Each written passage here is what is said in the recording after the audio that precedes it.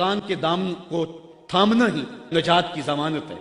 امام ترمذی نے حضرت علی المرتضیٰ سے حدیث تخریج کی ہے کہ حضور قرب قیامت کے تذکروں سے لوگوں کو آگاہ کر رہے تھے، تو عرض کی حضور پھر اس دور میں بچنے کی صورت کیا؟ تو فرمایا اللہ کی کتاب قرآن مجید، جو اس کتاب سے جڑ جائے گا بچ جائے گا، اور جو اس کتاب سے پہلو تہی کرتا رہا اللہ اسے گمراہ کر دے گا۔ یہ وہ پاکیزہ کتاب ہے جو روشنیوں کا منبع ہے۔ قرآن مجید کے 5 حق ہیں، اس پہ الگ بحث کی جا سکتی ہے، لیکن میں ایک بات آپ کے سامنے رکھنا چاہتا ہوں بڑے درد دل کے ساتھ، کہ کیا ہم نے قرآن مجید کے حقوق کو پہچانا؟ آج ہم قرآن مجید کے ساتھ جو اس کتاب ہدایت کا تقاضا تھا کیا ہم نے پورا کیا؟ یہ بات درست ہے کہ گھر میں قرآن ہوگا تو برکتیں اتریں گی، اس بات کا بھی کوئی انکار نہیں کرتا۔ مکان بنایا، فیکٹری بنائی ہے، دکان بنائی ہے، تو بچوں کو بلا کے قرآن مجید کی تلاوت کروا لیں، برکت ہوگی۔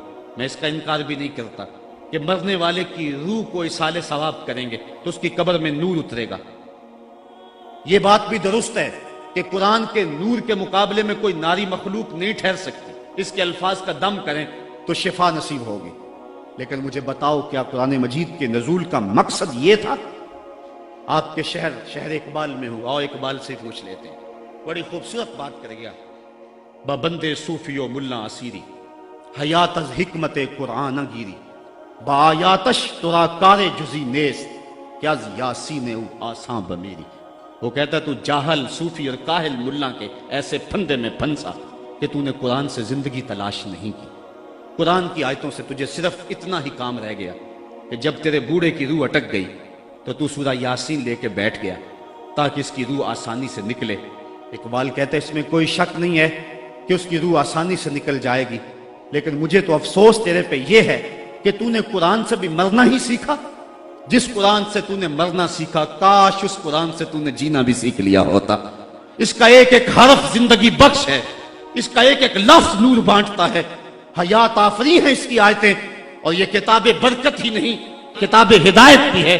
یہ کتاب رحمت لوگوں کو زندگیاں دیتی ہے، حیات بخش ہے یہ کتاب۔ اس سے وابستگی اختیار کرنے والا زندگی کا حسن پا جاتا ہے۔ لیکن تو نے اس قرآن سے بھی مرنا ہی سیکھا، اور تو نے اس کو بس اسی مقصد کے لیے قرآن کو پڑھا۔ کاش اس قرآن سے تو نے جینا بھی سیکھ لیا ہوتا اور زندگی کا حسن اس سے کشید کر لیا ہوتا۔ حضرت امام غزالی فرماتے اللہ نے 3 طرح کی مخلوقیں پیدا کی۔ ایک مخلوق وہ ہے جس کے پاس چراغ عقل ہے لیکن شہوات نے نہیں دی گئی، اور مخلوق وہ ہے جن کے پاس شہوات نفسانیہ تو ہیں لیکن ان کے پاس عقل نہیں ہے، اور تیسری مخلوق وہ ہے جن کو عقل بھی دی گئی ہے اور شہوات بھی دی گئی ہے۔ فرمایا پہلی مخلوق جن کو عقل کے چراغ سے مالا مال کیا گیا ہے لیکن انہیں شہوات نہیں دی گئی، وہ فرشتے ہیں، وہ گناہ کر ہی نہیں سکتے چونکہ شہوات ہیں ہی نہیں۔ اور دوسری وہ مخلوق کہ جن کو شہوات دی گئی ہیں، عقل کا چراغ ان کے پاس نہیں ہے، وہ بہائم اور چوپائے ہیں، اگر وہ نیکی نہیں کرتے ہیں تو ان کے پاس چراغ عقل ہے ہی نہیں۔ اور تیسری مخلوق وہ ہے کہ جن کو چراغ عقل بھی دیا گیا ہے، شہوات کی آزمائش بھی دی گئی، اور وہ حضرت انسان ہے۔ اور اگر یہ شہوات کے ہوتے ہوئے چراغ عقل سے کام لے تو فرشتوں سے بہتر ہوتا ہے، اور اگر یہ عقل کے ہوتے ہوئے شہوات سے ہی کام لے اور عقل کو چھوڑ دے تو پھر یہ جانوروں سے بھی بدتر ہوتا ہے۔ ہمیں 2 طرح کی چیزیں دی گئی ہیں، ہم نے فیصلہ کرنا ہے، ہمارے ہاتھ میں، اور امتحان بھی تو یہی ہے۔ اگر ایک نابینا شخص کہے کہ میں نے آج تک کبھی غیر محرم کے چہرے کو نہیں دیکھا ہے تو بتاؤ یہ اس کا کمال ہے؟ آج تک سینما گھر نہیں گیا ہوں، آج تک میں نے فلم نہیں دیکھی ہے تو بتاؤ یہ اس کا کمال ہے؟ ایک شخص پیدائشی نابینا ہے، اگر وہ کہے تو یہ اس کا کمال نہیں ہے۔ کمال تو اس کا ہے کہ آنکھوں میں بجلیاں رکھی ہوئی اور نظارے قطار اندر قطار، لیکن پھر بھی وہ نظر اٹھا کر نہیں دیکھتا اللہ سے ڈرتے ہوئے۔ کمال اس کا ہے۔ کمال اس کا نہیں ہے کہ جو پانی کے قریب نہ جائے اور کہے کہ میرے پر گیلے نہیں ہوئے۔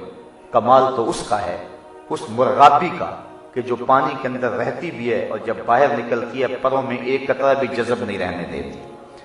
انسان کو شہوات بھی دی گئی ہیں، آزمائشوں کی کائنات بھی ہے، قطار اندر قطار نظارے بھی ہیں، قدموں میں بچھ رہا ہے، آرزوؤں کا ہجوم ہے، جوانی کا باغپن ہے، زندگی کی رنگینیاں اس کو کھینچ رہی ہیں، لیکن وہ سب کو جھٹک کر کے کہتا ہے کالا معاذ اللہ، میں کبھی بھی نظر اٹھا کر نہیں دیکھوں گا، میرا رب مجھے دیکھ رہا ہے۔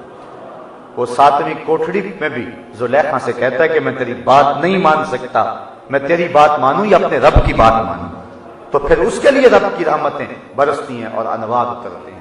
اس لیے حضرت انسان کو امتحان کی بھٹی میں رکھا گیا ہے اور اس کو خوبصورت شکل دی گئی، اور اسفل السافلین کے اندر اگر یہ چلا گیا تو پھر یہ چوپایوں سے بھی بدتر ہے۔ ہم نے اپنی زندگی کو دیکھنا ہے کہ ہم کیسے گزار رہے ہیں۔ میں تو ایک بات کہا کرتا ہوں کہ اچھے مسلمان ہونا تو بڑی دور کی بات ہے، ہماری حالت تو یہ ہے کہ ہم اچھے انسان بھی نہیں بن سکے، جو اللہ کا ہم سے تقاضا ہے، ہم تو اچھے انسان بھی نہیں بن سکے۔ میں ایک دن جمعۃ المبارک پڑھانے کے لیے نکلا تو باہر ایک گدھا گاڑی کے پیچھے لکھا ہوا تھا جلنے والے کا منہ کالا، تو میں یقیناً سر پکڑ کے بیٹھ گیا۔ میں نے کہا ہم کس معاشرے میں جی رہے ہیں؟ ایک مزدور آدمی جو صبح سے لے کر شام تک مزدوری کرتا ہے اور بوریاں اٹھا اٹھا کے اپنی ریڑھی پہ رکھ کے اور اپنے بچوں کا رزق کماتا ہے اور شام کو گھر جاتا ہے، تو اس کے پیچھے بھی لکھا ہوا ہے مطلب ہمارا معاشرہ اتنا گرا ہوا ہے کہ اس سے بھی حسد کرنے والے اس معاشرے میں موجود ہیں۔ تو جس معاشرے کی گراوٹ کا عالم یہ ہو تو وہ معاشرہ کیسے پنپ سکتا ہے؟ آج ہماری حالت جہاں تک پہنچ گئی ہے، بات بعض کا تکرار کے ساتھ ہو جاتی ہے، لیکن جب بیماری ہو تو بار بار دوائی ڈاکٹر کو وہی دینا پڑتی ہے۔ معاملہ یہ ہے کہ آج ہماری حالت یہ ہے کہ اگر کوئی باہر واٹر کولر نصب کرتا ہے تو اس کے ساتھ جو گلاس رکھتا ہے تو اس کو بھی زنجیروں کے ساتھ باندھ کے رکھتا ہے۔ ہم اخلاقی پستیوں اور گراوٹوں کا اتنا شکار ہو گئے کہ ہماری دست برد سے وہ گلاس بھی محفوظ نہیں رہتے، ہماری لیٹرینوں کے گندے لوٹے بھی زنجیروں سے جکڑے ہوئے ہوتے ہیں۔ جس قوم کی حالت یہ ہو، اخلاقی گراوٹ کا عالم یہ ہو، اب کس کس بات کو چھیڑوں؟ ایسی ایسی باتیں شرم آتی ہے جو کچھ ہماری اخلاقی حالت بنی ہوئی ہے۔ ہم انسان ہیں اور اللہ نے انسان کو احسن تقویم پیدا کی ہے، اس کو خوبصورت دماغ دیا ہے، اس کو درد رکھنے والا دل دیا ہے، اس کو زندگی کا حسن و جمال دیا، اس کو دو روشن چراغ دیے۔ الم نجعل لہ عینین ولسانا وشفتین وہدیناہ النجدین۔ اللہ فرماتا ہم نے اس کو دو آنکھیں، ایک زبان اور دو ہونٹ نہیں دیے، ہم نے اس کو چراغ ہدایت نہیں دیا۔ الم نجعل لہ عینین ولسانا وشفتین وہدیناہ النجدین، اس کو سب کچھ دیا، اس کو پتا ہے جب یہ میز کے نیچے سے رشوت لے رہا ہوتا ہے، اندر مفتی اس کو کہہ رہا ہوتا ہے کہ تو غلط کر رہا ہے۔ جب کسی کا گھر اجاڑتا ہے اس کو پتا ہوتا ہے میں غلط کر رہا ہوں۔ جب کسی کی آبرو لوٹتا ہے تو اس کو اپنی بہن یاد نہیں ہوتی ہے، اس کو اپنی بیٹی یاد نہیں ہوتی ہے۔ جب ملک کے راز بیچتا ہے، جب اسلام کے قوانین پامال کرتا ہے، جب غریبوں کا خون نچوڑتا ہے اور ہڈیاں توڑتا ہے تو اس کو اس وقت کچھ یاد نہیں ہوتا ہے، انسانی تقاضے بھول جاتا ہے۔ یہ رات کی تاریکیوں اور دن کے اجالوں میں جو بھی جرم کر رہا ہے رب دیکھ رہا ہے، اس کی نظروں سے یہ پوشیدہ نہیں ہے۔